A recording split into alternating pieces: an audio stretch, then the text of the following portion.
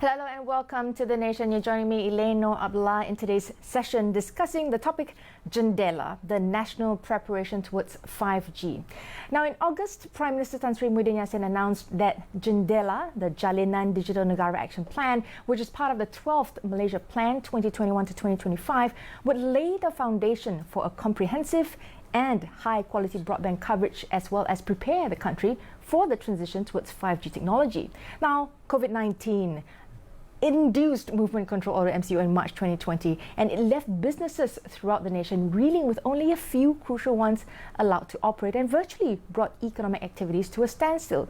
So the year saw emerging trends such as work from home, while Malaysia and the world at large, shackled by the pandemic and movement restrictions, transitioned to a new normal, which catapulted household demand for internet services. Now, under Jendela's first phase from 2020 to 2022, Malaysia has targeted to expand 4G mobile broadband coverage, to increase mobile broadband speeds, and to enable premises to access fixed broadband services at gigabit speeds, and to completely switch off 3G networks by the end of 2021 to allow the improvement to 4G networks and strengthen the foundation for 5G. Now, in the first quarterly report for Jendela released recently, the report card looks promising. Now, you're probably wondering, how is this information relevant to me? To shed more light and to help us understand this initiative further, in the studio with me, I have the privilege of speaking to the chairman of MCMC Yang Berusaha, Dr. Fadlullah Suhaimi Abdul Malik. Hello and welcome to The Nation, Dr. Fadlullah. Thank you for joining us in The Nation. Now, it has been nearly 4 months since Jendela was announced by the government. As we usher into a brand new year, what can Malaysians expect from Jendela in terms of its status and focus in the coming year 2021? Hi, thanks, Elaine. I think when the Prime Minister announced Jendela, it was meant to have a runway of 5 years. Right. Okay, so we've hit the ground running in 2020. The report card is out there. So we've got our targets for 2021, which will probably see a more aggressive target being rolled out. Say, for example, if last year we did, or rather, I've just moved into the next year. For 2020, we've targeted to the tune of about 352,000 premises passed. Okay, right. But next year that's going to be 4 times that, so that's 1.2 million. That's a lot of work. Okay, and so there'll be a lot more aggressive work being done so that people could actually access such services. But as in all infrastructure work, it's not something that can happen overnight. Okay, it will take time, and we will continue to drive the industry, okay, and together facilitate the industry to make sure that the delivery of that infrastructure is being done as per target. Okay, now it looks like you guys have your work cut out for you. I mean, the industry, as well as monitoring, guiding, ensuring that we're hitting the milestones that we are required to hit in order for us to see that deadline. Now, meanwhile, the mission to make telecommunications a third utility. Now, this is a big aim. Third utility is now in full swing. What are the latest developments or advances regarding this initiative? Making the telecommunications a third utility is not a very new or novel idea. Okay, it was an idea that would have had people talking about it many years back. But the fact that COVID-19 happened, that kind of like shook people up, okay, and said, "Hey, wait a minute, telecommunications is so important now, okay? Just as one would have water and electricity." So where we are today, we've gone down to the ground, met up with all the respective chief ministers and Menteri Besars, telling them the importance of it. And I'm glad to report that as of today, Penang has announced that it has made it a policy for them, and the local authorities of Penang would actually adopt the processes that puts the telecommunications as a third utility. So too has Kedah, Melaka and Johor that have made their announcement, but they have not gone as far as Penang. But I'm sure they're just quite behind a little bit, and then we'll continue to push and cajole the rest of the states, okay, to also make it happen. And once all 14 states actually do that, then at least us as end users would know that the moment we move into a new house, electricity will be there, water will be there, telecommunications will be there. Now, this would be a big achievement, and a lot of people may not understand this, that this is no small feat, because it's not a one-size-fits-all that you can just have a sweeping sort of announcement and then it happens automatically. People will wonder, like, why does it take time? Why only them first? And perhaps you can explain that a little bit. Now, the way in Malaysia is, we are governed under the federal constitution. So with the federal constitution, you actually have then the state laws. Okay, so when you talk about state laws, anything in relation to land, in relation to business permits and stuff like that, would be governed by the local laws. And therefore, each state is governed probably slightly differently, although within the same mold, but pretty much slightly differently. Therefore, when you go down from a federal guideline or federal statement, for it to be adopted, there are processes. So you need to make sure that the state exco approves it, as a policy. Then it gets gazetted, and thereof it becomes a requirement for the respective local authorities to then undertake. All that has a process. All that are governed by the remits of the legal requirements of a state. So hence it takes time. It takes time. Now, to what extent will the cooperation with the state governments and local authorities, or what we know as PBT, be able to help ensure that efforts to make telecommunications as a third utility a reality? A lot will depend on their openness to understand, and this is where communication is going to be really, really critical. Wouldn't it be very obvious that it's a necessity by this time? Well, sometimes people say the obvious is never obvious. So hence you need to do that communications with them. And like I said, because of COVID-19, as much as we said, oh no, we have got COVID-19, to some extent we said, oh, thank God we had COVID-19. Because people then said, wait a minute, I need this now. There's always a silver lining behind everything. Silver lining in everything, right? So hence, this is where we think this is probably about the right time, for us to then embark on this. And we've seen some traction, and because the states are now competing against each other, so we said, oh, when we go to state A, we'll say, look, state B has got it, When are you guys going to do it, Then we competition. When you go down to the next state, say, hey, the other two guys are quite close to the finishing line. So in a way, it's just our own little way of convincing them. And thank God, today many of them are not turning us away, and they're actually doing a lot of work to make that happen. Right, thank you so much. Now we'll take a short breather. When we come back, we'll start talking about what's next, what are the challenges, and what can we do in order for us to be able to create and facilitate this process. We'll take a short breather. When we come back, we have more stories. Stay tuned, we'll be right back.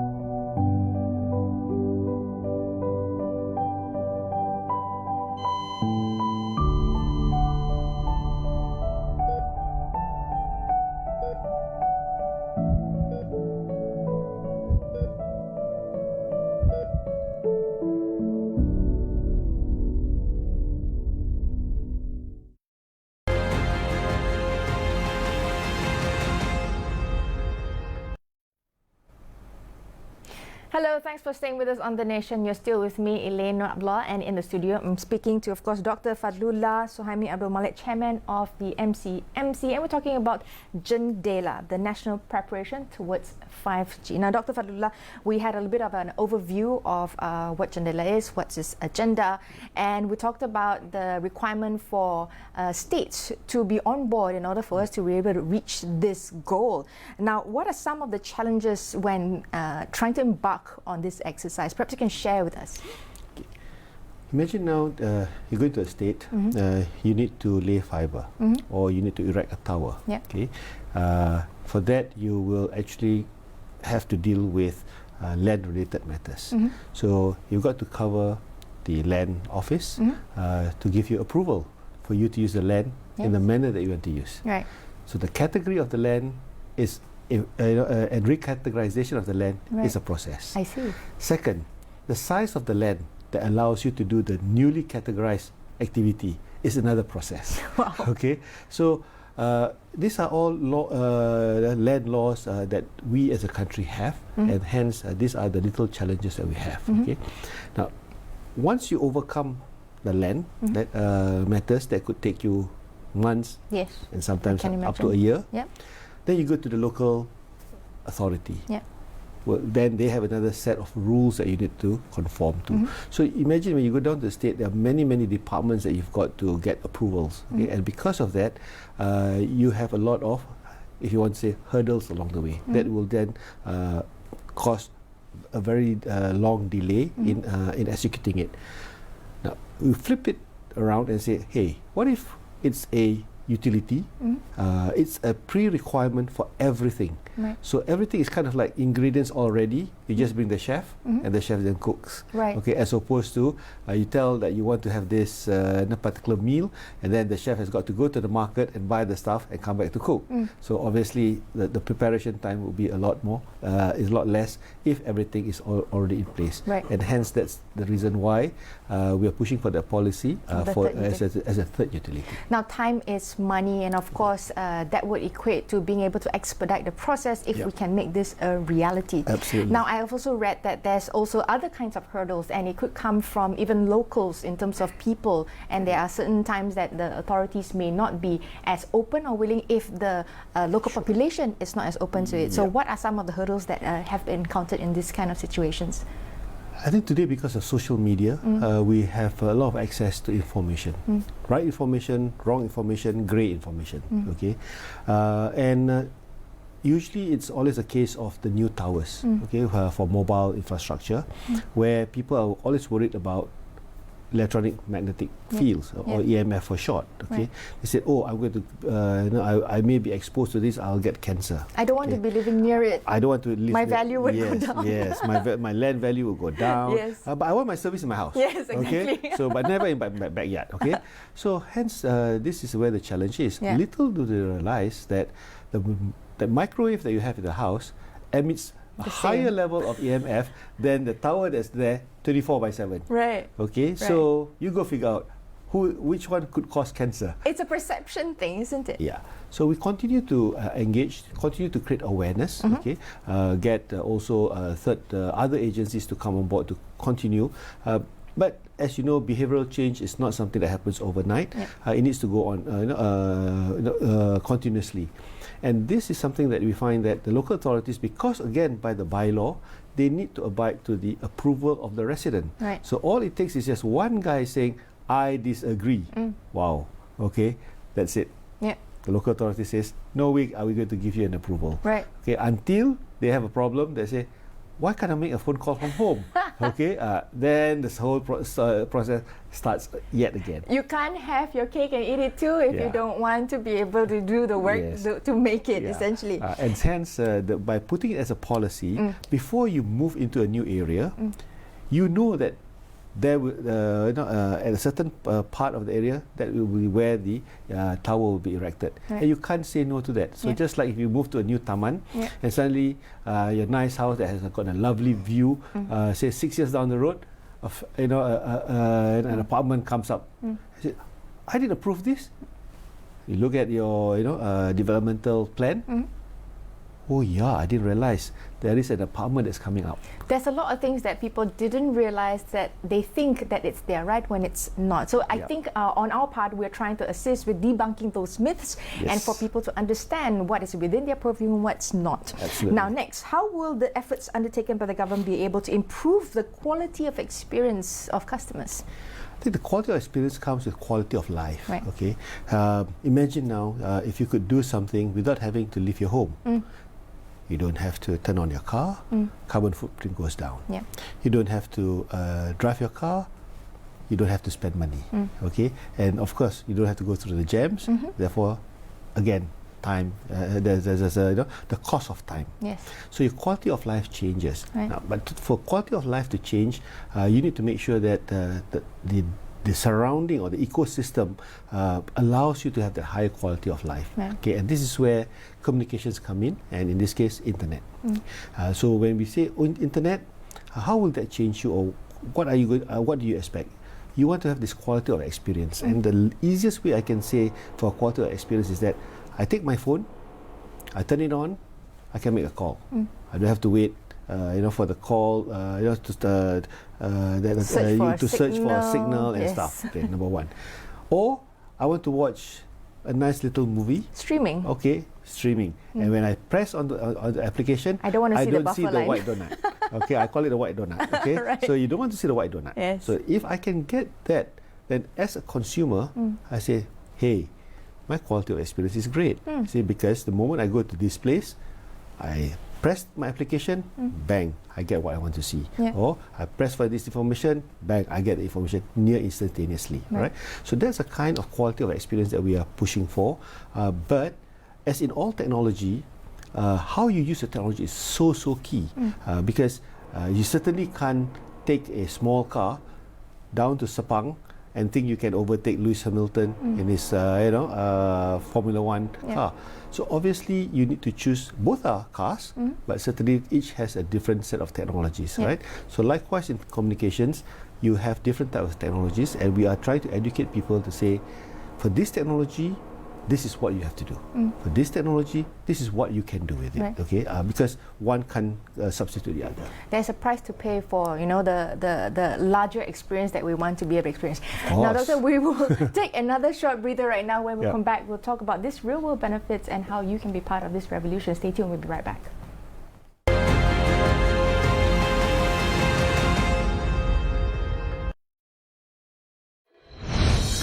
Denggi berbahaya.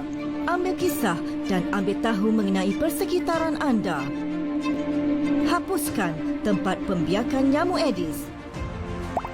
Awasi tanda-tanda demam denggi. Antara langkah-langkah pencegahan, bersihkan kawasan persekitaran anda. Buang semua air yang bertakung. Tutup semua bekas berisi air. Elakkan berada di luar rumah semasa nyamuk aktif. Sembuh menggunakan aerosol. Hargai nyawa anda. Bertindak sebelum terlambat.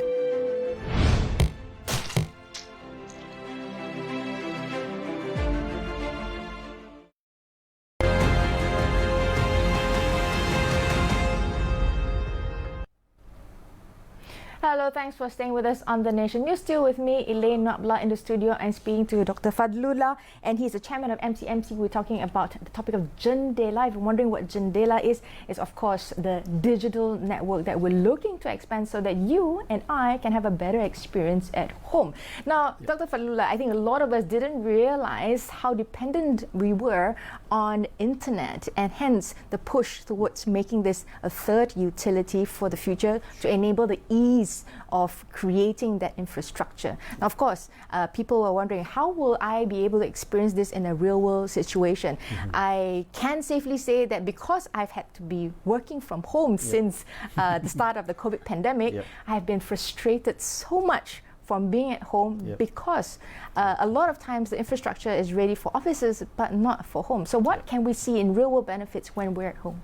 Now, in real benefits, what will happen is that because of Jendela, we are actually getting the network planners to replan the network. Okay, if before people plan the network to cater for traffic within a given area. Okay, but because of COVID-19, we suddenly saw a shift of traffic, movement, and therefore, with Jendela, you'll have a closer to uniform capacity layout. Okay, which means irrespective whether you are in town, okay, or you're within suburban or to the rural, the network would be close to equivocal. So we're spreading it out evenly. We're spreading it out evenly, okay. So therefore your experience, whether you are downtown Bangsa or probably somewhere in Pahang, you'll still have the same experience. Okay, so that's the intention of Jendela. Now that's a huge task, actually, because even today, people will say, "Hey, I still have problems in town." Yes, I absolutely agree. Correct. Okay, and that is the very reason why we need to fix it. Okay,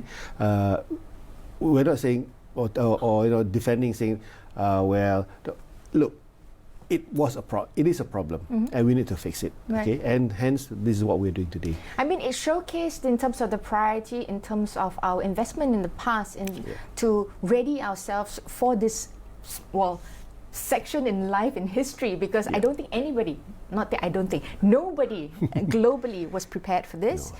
And despite, I think, a lot of advice in the past to be able to ready ourselves for the future, I think we've taken it with a bit of a lackadaisical attitude, thinking that, you know, I will have time to do it when I have the budget and capital to invest in it. Now, even if you don't, you're forced to. Otherwise, you're out of the game.